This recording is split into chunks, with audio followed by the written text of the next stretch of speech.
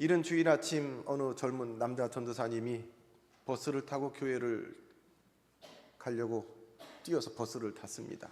주일 아침인데도 버스 안에 자리가 없이 사람들이 거의 빈자리가 없는데 마침 보니까 저 뒷자리에 다행히 자리가 하나 있어서 몸을 흔들리는 버스를 비집고 가서 그 뒷자리에 앉았습니다. 딱 앉고 나서 보니까 가운데 자리인데 한쪽 편에는 연세가 많이 드신 여자 어르신이 계시고 또 반대편에는 또 아름답고 그 젊은 여자 청년이 있습니다. 뭐 이 뒷얘기는 다 아시죠? 모르시는 얘기세요? 버스를 타고 이제 교회로 가고 있는데 버스가 흔들거리면서 급하게 왼쪽으로 커브를 확 들으니까 연세 많으신 여자 어르신 할머니 옆으로 이 전사님 몸이 기울었습니다. 전사님이 기도했대죠. 뭐라고요? 주여 시험에 들게 하지 마옵소서. 이제 또 한참 가다가 버스가 반대편으로 기울어서 핸들을 돌렸던 반대 기울어서 아름다운 여자 청년 옆으로 몸이 기울었습니다. 이 전도사님이 다시 기도했습니다. 뭐라고요? 주여 뜻대로 행하시옵소서. 너무나 잘 아는 옛날 얘기지요. 이 자리가 다른 자리가 아닙니다. 똑같은 자리인데 어떤 자리는 상황에 따라서 주여 시험에 들게 하지 마옵소서 하는 기도가 나오는 자리고, 똑같은 자리인데 어떤 때는 하나님의 은혜가 감사해서 하나님 감사합니다, 하나님 뜻대로 해주세요. 이 전도사님이 앉았던 그 가운데 버스 자리는 지난 한 주간 우리 일상의 자리이기도 합니다. 3월에 첫 주간을 사셨습니다. 여러분, 우리 특별히 우리 중고등부 학생들, 우리 학교에 다시 이제 개학이 돼서 가시는 우리 학생들은 표정이 지난주와 확실히 다르네요. 우리 이지영 교수님 한 주간 힘드셨지요? 개강하셔서 뭐 한 주 사이인데도 벌써 달라요. 분명 같은 자리인데 어떤 자리는 너무 버거워서 주님 도와주세요, 나 시험에 들 것 같아요, 그런 자리가 있고, 어떤 자리는 그냥 감사해서 하나님 이것도 감사 저것도 감사 찬송이 넘치는 자리가 있단 말이지요. 그 자리는 특별한 다른 자리가 아닙니다. 내가 서 있는 똑같은 자리인데 누구의 입에서는 찬송이 나오고 감사가 나오는데 누구 입에서는 한숨이 나오고 원망이 나오고 불평이 나오는 그런 자리가 있다라는 것입니다. 여러분의 삶의 자리에서 여러분은 감사와 찬송이 넘쳤습니까? 아니면 원망과 불평과 한숨이 넘쳤습니까? 사랑하는 낙원 성도 여러분, 우리들의 믿음은 보통 평안할 때 아무 일 없으면 좋겠다, 내가 그 자리 갔으면 좋겠다, 거기 있으면 좋겠다,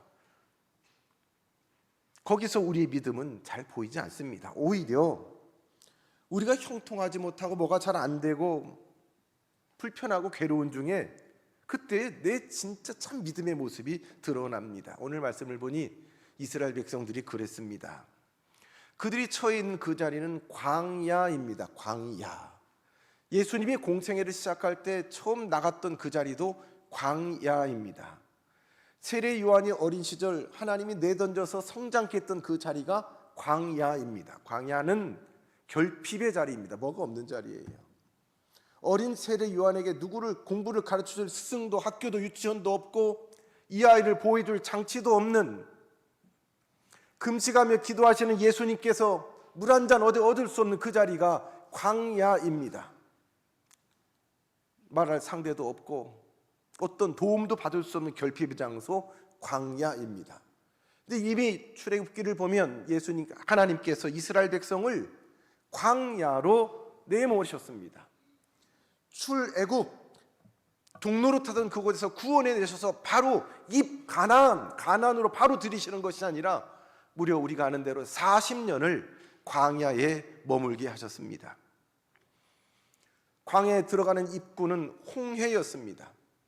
가로막은 그 큰 물 홍해를 하나님이 갈라서 그 홍해 아래를 걸어서 가게 하셨고, 뒤를 따르는 애국 군대가 그 물에 또 수장되는 것도 보았습니다. 그때 그 홍해를 건너면서 얼마나 감격에 겨웠을까요? 여러분, 우리는 홍해를 여러분 건너보셨어요? 홍해를 건너보셨어요?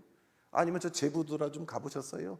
물 빠질 때에 걸어서 차 타고 갔다가 얼마 있다가 물이 차면 거기에 다시 나올 수가 없습니다. 물이 빠져야 다시 나옵니다. 이스라엘 백성들이 그 홍해를 물을 건너면서 그 홍해 바닥을 건너면서 그들은 얼마나 감격스러웠는지 찬송했습니다.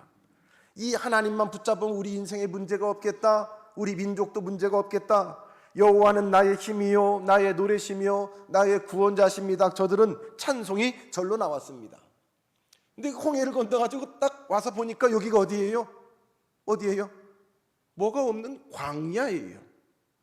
홍해를 딱 건너서 거기에 가나안 땅, 젖과 꿀이 흐르는 가나안 땅이 아니라 홍해에서 건넜더니 광야가 거기 딱 있더란 말입니다. 광야는 물이 없습니다. 자기들 원하는 계획대로 살 수 있는 집도 없습니다. 뭐가 없습니다. 아무것도 없습니다. 그랬더니 광야에서 그들의 태도가 달라집니다. 하나님을 원망합니다. 불평합니다. 그러다가 결국은 이렇게까지 말하죠. 하나님이 있긴 있는 거야. 하나님이 있긴 있는 거야. 이거는 아예 하나님을 모르는 불신자들이 한 얘기가 아니에요. 하나님을 믿는다고 하는 우리 성도들이 이 땅을 살아가는 중에 우리의 인생의 광야를 부딪히게 될 때에 거기에서 우리는 대뜸 하나님이 계시긴 계시는 거야? 하나님 주무시지 않아? 우리가 스스로 하나님을 시험하는 말이 이 말입니다. 하나님이 정말 나와 함께 하기는 하는 건가?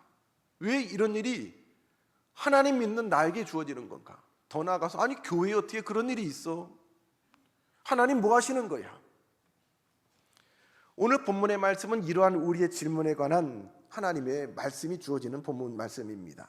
오늘 1절을 보면 이스라엘 백성들이 다다른 곳이 르비딤이라는 동네, 르비딤.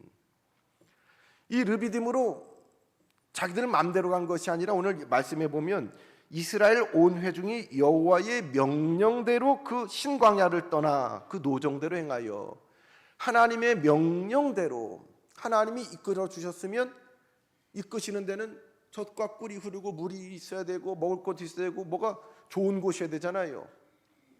근데 하나님이 이끄신 대로 갔는데 그곳이 결핍의 자리였다라는 겁니다. 예수님이 금식하시며 40일 금식을 가졌던 그 광야 사막도 성령에 이끌려갔다는 표현이 있어요. 이 말씀은 뭐냐? 하나님은 우리가 원하는 대로 우리가 생각하는 좋은 곳으로만 이끄시는 분이 아니에요. 하나님 앞에 이끌려가는 그곳에 내가 원치 않는 결핍이 준비되어 있는 그곳으로 광야로 하나님은 우리를 이끌어 가신다라는 이야기입니다. 그래서 결핍을 경험할 때 광야로 갔을 때에 낙심하지 마십시오. 내가 잘못했나 당황해하지 마십시오. 하나님은 아무것도 없는 대책 없는 것 같은 광야로도 우리를 이끌어내시는 분이 하나님이십니다. 르비딤에 기껏 이끌림받아 왔는데 물이 없습니다. 여러분 물이 없는 거는 그저 좀 불편한 얘기가 아니에요. 얼마 전에 우리 사택 그 극동 아파트에 갑자기 예고도 없이 뭐 파이프가 터진 모양이에요. 예고도 없이 물이 안 나왔습니다. 물 안 나오면 가서 사 먹으면 되지 싶지만 생각보다 심각했습니다.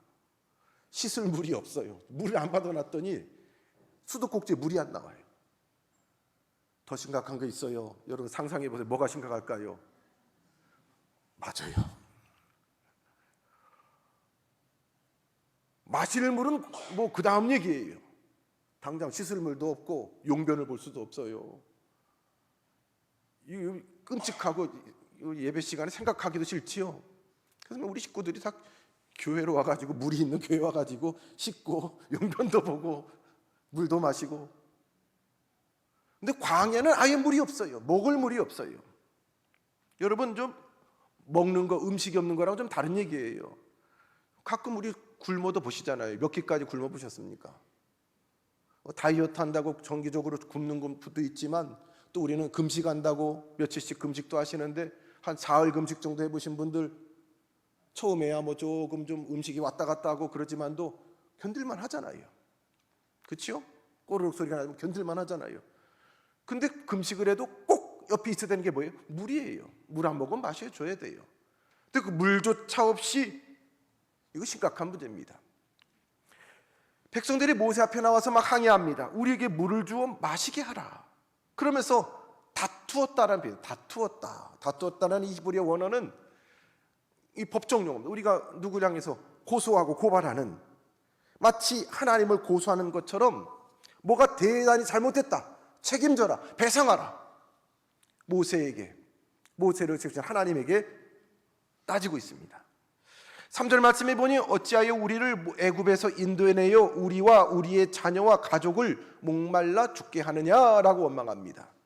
어찌하여 잘 있는 우리를 애굽에서 끌어내서 인도해내서 우리와 우리 자녀와 가축을 목말라 죽게 하느냐라고 원망합니다. 잘 보세요. 이 말에는 철저한 불신앙의 세 단계가 있습니다. 첫 번째로는 이 사람들이 이 말할 때에 은혜를 잊어버렸습니다. 어떤 은혜요? 조금 전에, 얼마 전에 홍해를 건넜던 그 큰 하나님의 손길과 감격을 잃어버렸습니다. 뒤에는 애국 군대가 죽이겠다고 쫓아오는데 딱 그들을 물에 다 몰살시키고 그들을 구원하신, 홍해를 가르신 그 은혜를 잊었습니다. 대책 없는 그들을 이른 아침에 만나로 먹여주신 그 만나의 은혜도 잊어버렸습니다. 두 번째 불신앙은 하나님의 의도를 의심합니다. 이거 기껏 우리 끌어내가지고 우리 애굽에 잘 있는데 광야에 끌어내서 우리 죽이려고 그러는 거야? 하나님 그런 분입니까? 하나님의 그 선하신 의도를 그들은 잊어버리고 의심하였습니다. 세 번째, 하나님의 임재하심을 그들은 잊어버렸습니다. 하나님 여기 없는 거 아니야? 하나님 우리한테 관심 없는 거 아니야? 어디 주무시거나 딴 데 가 있는 것 아니야? 이 불신앙의 세 단계입니다. 우리도 광야에서 우리의 결핍을 경험하고 시험당할 때에, 시험당하는 이유는 이겁니다. 첫 번째, 뭘 잊어버려요? 하나님의 은혜를 잊어버려요. 우리 찬송은 잘하잖아요. 지금까지 지내온 것 주의 크신 은혜라. 이거를 늘 찬송하는 분은 시험에 빠질 일이 없어요. 여기까지도 하나님의 은혜다. 은혜를 잊어버려서 시험에 빠집니다. 두 번째로 뭐를 잊어요? 하나님의 의도를 왜곡하고 의심하고 잊어버립니다. 좋으신 하나님, 참 좋으신 하나님, 합력하여 선을 이루시는 하나님, 그 결국을 내가 보지 못했지만 반드시 하나님은 나와 우리에게 선을 이루시는 것을 믿습니다라는 이 고백이 있으면 시험에 들 일이 없어요. 그걸 잊었기 때문에 시험 듭니다.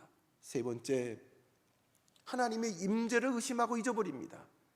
하나님이 보시지, 하나님이 아시지, 뭘 걱정을 해요? 그만 내가 하나님인 양 하나님보다 내가 더 걱정을 해요. 내가 다 책임지려고 그래요. 그러다 보니 우리는 이 이스라엘 백성처럼 하나님을 시험하고 원망하고 불평하며 넘어지고 실족합니다. 뭐가 바뀌면, 뭐가 좋아진 것처럼 보이면 하나님을 찬양합니다. 그러나 뭐가 좀 안 되는 것 같고 뭐가 잘못되는 것 같으면 그만 하나님을 의심하고 하나님의 은혜를 잊어버리고 하나님의 임재를 망각해버립니다. 믿음은 뭐 주변 환경이 바뀌는 것이 아니라 기억하는 일입니다. 믿음은 기억입니다. 하나님의 은혜에 관한 기억, 하나님의 동행하심에 관한 기억, 하나님의 선한 계획에 관한 기억을 붙들고 살아가는 것이 믿음입니다. 어떤 분은 그런 말을 하더라고요. 불평하는 사람은 천국 가도 불평한대요. 아니, 웬 금으로 이렇게 다 도배를 해놨어? 왜 길이 금이야? 아니, 뭐가 좋다고 이 사람들은 다들 이렇게 싱글벌고 웃고 있어? 웃는 것도 언짢다고 불평한대요. 아니, 천국은 왜 이렇게 맨날 날씨가 좋아? 여러분, 불평하려고 그러면 끝도 없어요. 불평하는 사람은 천국 가도 불평한대요. 뭐 천국 불평하는 사람이 천국 갈지는 모르겠어요. 하나님의 은혜를 기억하는 사람은 자기 믿음을 지키고 그 은혜를 잊어버리면 불평이 시작되는 거지요. 이스라엘 백성들은 다 잊어버렸습니다. 그러니 불평할 수밖에요. 그러나 하나님은 즉시 그들을 심판하지 않으셨습니다. 오히려 하나님은 모세에게 말씀하십니다. 장로들을 데리고 반석을 치라. 장로들을 데리고 가서 호렙산 위에서 반석을 치라. 이 반석에서 반석을 쳤더니 물이 터져 나옵니다. 이것은 그냥 단순한 기적이 아니라 하나님 말씀은 이것을 예수 그리스도에 관한 예표라고 말씀하십니다. 고린도서 10장에 바울은 이렇게 말합니다. 그 반석은 곧 그리스도시라. 여기 참 깊은 의미가 있습니다. 이스라엘 백성들은 하나님 원망했지요. 원망하고 불평하고 뭐 투덜거리면 여러분 어떻습니까? 이쁩니까? 얄밉고 미웁니까? 미웁지요. 고마워요, 감사해요 하는 사람에게는 더 주고 싶고 더 베풀고 싶지만 원망하는 사람, 불평하는 사람, 아유 불편하죠. 주려다가도 주기 싫지요. 근데 하나님은 이래서 하나님이세요. 원망하고 불평하는 이 사람들 뭐 이쁘다고 그 반석을 쳐서 물을 내라고 하시네요. 반석을 치게 하십니다. 그랬더니 시험하는 그 백성들 앞에 생수가 터져 나왔다.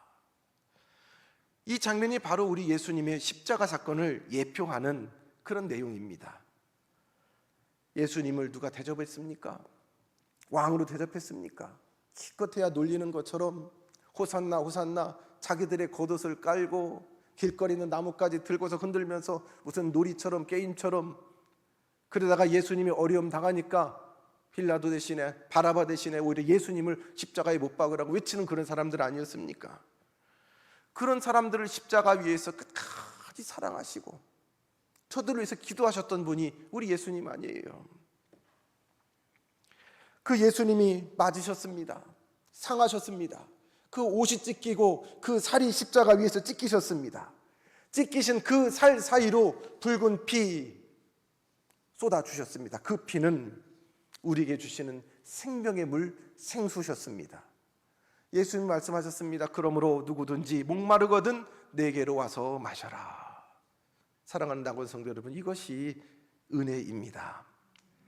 사람은 하나님을 시험하지만 하나님은 그런 우리 인생을 긍휼히 여기시고 생수를 베풀어 주시고 생수의 근원이 되시는 그의 아들 독생자 예수 그리스도를 우리에게 주신 줄로 믿습니다. 로마서 5장 1절 말씀해 보면 그러므로 우리가 믿음으로 의롭다 하심을 받았으니 우리 주 예수 그리스도로 말미암아 하나님과 화평을 누리자. 하나님과 화평을 누리자. 화평이라는 말이 중요합니다. 우리 사람은 하나님을 시험하고 원망하는 하나님과의 원수 관계였습니다. 하나님을 의심했고 시험했고 하나님을 거역했고 하나님의 은혜를 망각한 채 살아온 우리 인생의 모습입니다. 근데 하나님은 그럼에도 불구하고 먼저 화해의 손을 내미셨습니다. 바로 십자가입니다. 로마서 5장 8절 말씀, 우리가 아직 죄인 되었을 때에 그리스도께서 우리를 위하여 죽으심으로 하나님께서 우리에 대한 자기의 사랑을 확증하셨느니라. 언제요? 우리가 아직 죄인 되었을 때에. 회개했을 때가 아니에요. 착할 때가 아니에요. 믿음 좋을 때가 아닙니다. 성령 충만할 때가 아닙니다. 여전히 우리가 죄인 되었을 때에 하나님이 먼저 우리를 사랑하셔서, 이스라엘이 원망할 때 하나님이 그들에게 물을 내신 것처럼 우리가 죄인일 때 우리 하나님께서 그 아들을 십자가에 내어주셨습니다. 그렇게 하나님은 자신의 사랑을 증명해 주셨습니다. 그러면서 오늘 본문 3절 말씀에 보면 이 백성은 또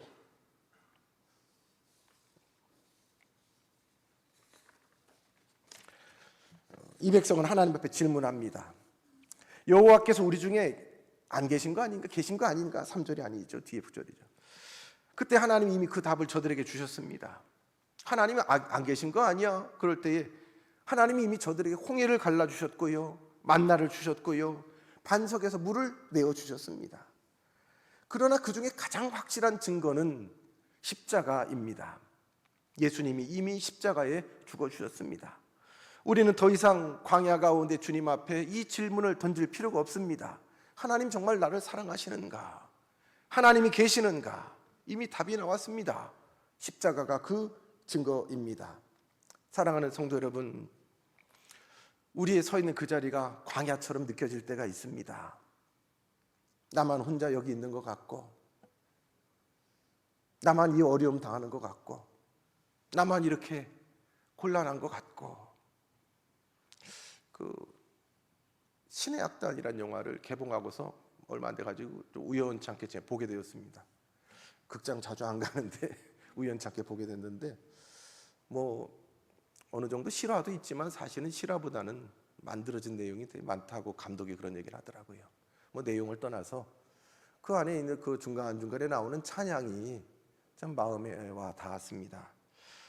자주 부르는 찬양은 아닌데 그 가운데 그 정진훈 배우가 불렀던 이 광야를 지내며라는 찬양이 참 두고두고 마음에 울렸는데 그 가사를 한번 잠깐 소개를 해드릴게요. 광야를 지나며 왜 나를 깊은 어둠 속에 홀로 두시는지, 어두운 밤은 왜 그리 길었는지, 나를 고독하게, 나를 낮아지게, 세상 어디에도 기댈 곳이 없게 하셨네.